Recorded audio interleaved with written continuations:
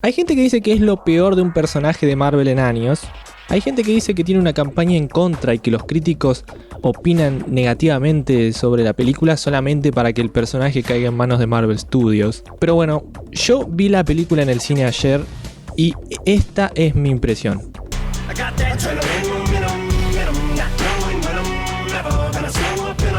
Puede que cambie de opinión en algunos pequeños detalles después de que la vea por segunda vez, porque solamente la vi una vez ayer, pero recién salido del cine esto es lo que pienso yo. Definitivamente me di cuenta de los aspectos técnicos que no andaban bien, y no necesariamente tienen que ver con el personaje. Hablando más del aspecto técnico, creo que la edición de la película es lo peor que tiene. Hay tomas que fueron grabadas tantas veces que hay inconsistencias entre un plano de cámara y otro, como la posición y el movimiento de los personajes. Es tan obvio que cortaron partes que hay veces que en una conversación alguien, no sé, se está riendo, por ejemplo, y cuando cambian de cámara para enfocar a la otra persona, la persona que se estaba riendo pasa a estar completamente seria después de ese corte. Es como que hubo un lapso de tiempo recortado de la película, y se nota mucho. Pasa lo mismo con cambios de posiciones de brazos, cambio de posición de cabeza, y hasta la ubicación de los actores en el espacio. Pero esto se los voy a poder mostrar mejor cuando salga la versión digital y podamos ver en detalle de lo que les estoy hablando. Pero bueno, si vos ya la viste la película y te pasó esto completamente desapercibido, me parece que bueno, queda en cada uno tener en cuenta esos aspectos para calificar una película o no. Hay gente a la que estas cosas técnicas les molesta y hay otra gente que ni siquiera se da cuenta. O por ahí no es que no se da cuenta, pero le importa tan poco que no refleja en su crítica con la película. Un aspecto bueno fue la actuación de Tom Hardy, y la verdad no me sorprende porque es uno de los mejores actores de la actualidad. Le dio cierta vida a Eddie Brock que lo deja indudablemente arriba de la última versión. Teniendo en cuenta que esta película está basada en Lethal Protector, la comedia está bien porque en ese cómic Venom es el típico personaje que hace one-liners y chascarrillos. De hecho, el personaje nació siendo así, una versión de Spider-Man más fuerte pero menos inteligente. Y como Spider-Man bromea con sus enemigos, Venom bromea con sus víctimas. El problema es que muchos querían ver la versión de los 90 de Todd McFarlane, y no los culpo porque es una de las más famosas. Este Venom sí era una bestia que no bromeaba y además era muy sangrienta. Si hubiesen ido por ese lado, creo que hubiese sido imposible hacer una película apta para todo público. En cambio, tomaron el camino de Lethal Protector para hacer un Venom heroico. Y acá empezamos con otra clase de problemas. El director definitivamente quería que Venom mate gente, pero no podía mostrar sangre, entonces nos quedamos con escenas donde Venom le arranca la cabeza a alguien y no hay sangre. Estas cosas quedan mal a la vista.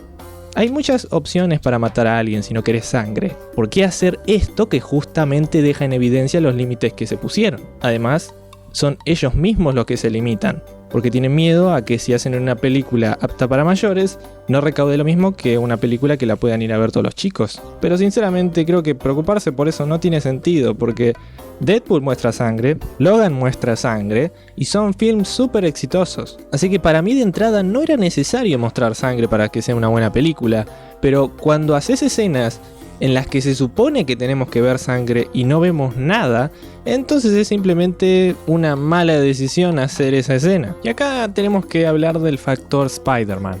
La razón principal por la que esto es apto para todo público es porque Sony tiene la esperanza de que en el futuro puedan cruzar a Venom con el Spider-Man de Tom Holland. Entonces, si van a compartir la misma audiencia, creyeron que el mejor movimiento era hacerla con poca violencia. Insisto, pudieron haber hecho una película violenta y después cruzarlo con Spider-Man en una película apta para todo público.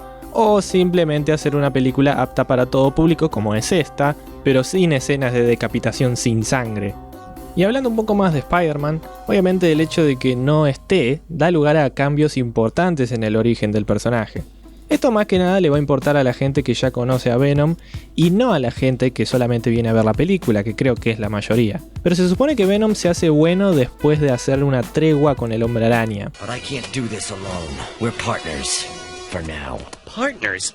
Am I out of my mind? O sea, su proceso de cambio pasa por enfrentarse al Hombre Araña. Acá en cambio el simbionte acepta hacer cosas buenas desde el inicio solamente porque se lo pide Eddie, con quien estableció una relación de amistad muy fuerte.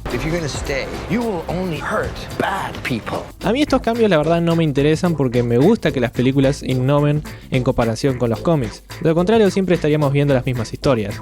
Lo importante es que la historia sea coherente y que no rompa las reglas que se establecieron en la misma película. Y acá se estableció a Venom como un héroe. Después veremos cómo hacen para enfrentarlo con Spider-Man. Así que en simples palabras, si venís a ver una historia nueva de Venom, esto no te va a molestar. En cuanto a CG, me parece que pudo haber sido mejor. Me da la sensación de que una película del 2010 podría haber tenido el mismo nivel de efectos especiales. Eso tampoco quiere decir que sea molesto a la vista. Para mí Venom parece hecho de petróleo y me gusta más la textura de Riot, por ejemplo, que es su enemigo. Pero eso es subjetivo. Simplemente no hay que ir con los estándares de efectos especiales que tiene Infinity War, porque eso sí es mucho decir. Igual cuando la vea por segunda vez voy a tener más tiempo para prestar atención a todo lo que pasa en estas escenas de acción. Y sí, tengo ganas de verla otra vez porque para mí no fue aburrida para nada.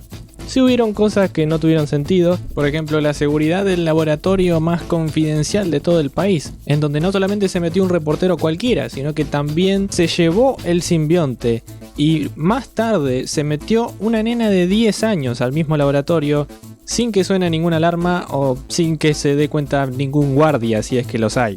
Tampoco entiendo mucho la idea de que una científica que se pone en contra de su jefe llame a un reportero para que él en persona saque fotos, cuando en realidad ella, que trabaja ahí todo el tiempo, puede sacar las fotos y mandárselas al reportero sin tener que involucrarlo a él en nada. Y la aparición de She-Venom es un tanto rara de la manera en que lo hizo. Sinceramente no era necesario. Gran parte de lo que me mantuvo viéndola fue por parte de Eddie y Venom. Mirando entrevistas de Tom Hardy siento que el personaje es él. El sentido de humor de Eddie es muy parecido al sentido de humor que Tom Hardy tuvo en estas entrevistas. La personalidad que le dio a Eddie Brock le sienta muy bien al personaje y se lo nota muy cómodo. Por eso me encantaría volver a verlo como Venom. Y después de ver la escena post créditos, sabemos que están en eso. Otra cosa, no hacía falta que el personaje diga su nombre como un Pokémon, ya sabemos quién es. Lo bueno es que esto puede implicar una posible aparición del Hombre Araña. Lo malo es que se me hace medio difícil ver una película con ese personaje que no tenga sangre. Otro aspecto positivo fue la comedia. Si bien no está inundado de chistes como Thor Ragnarok, por ejemplo, sé que si estás buscando una película seria sobre un personaje oscuro, esta no es tu película. En mi caso me parece que la comedia la hizo bastante entretenida. De hecho, Ruben Fleischer es un director de comedias, así que si falla en ese aspecto sería muy grave. En pocas palabras, me parece que estamos en presencia de un placer culposo. Una película que va a ser recordada no por el buen argumento o por el villano o por la acción, sino más que nada por el buen rol del protagonista. La verdad no me pareció tan desastrosa como la pintan algunas críticas, y no me pareció para nada que perdí plata por pagar la entrada. Quedan ustedes creer en este porcentaje, pero Rotten Tomatoes dice que el 88% de 27.000 reseñas hechas por la audiencia común dice que esta película vale la pena darle una chance. Así que espero que tengas una razón más para verla y así poder discutir si te gustó o no y por qué. Yo soy Axel KSS y nos vemos en el siguiente video. Bye bye.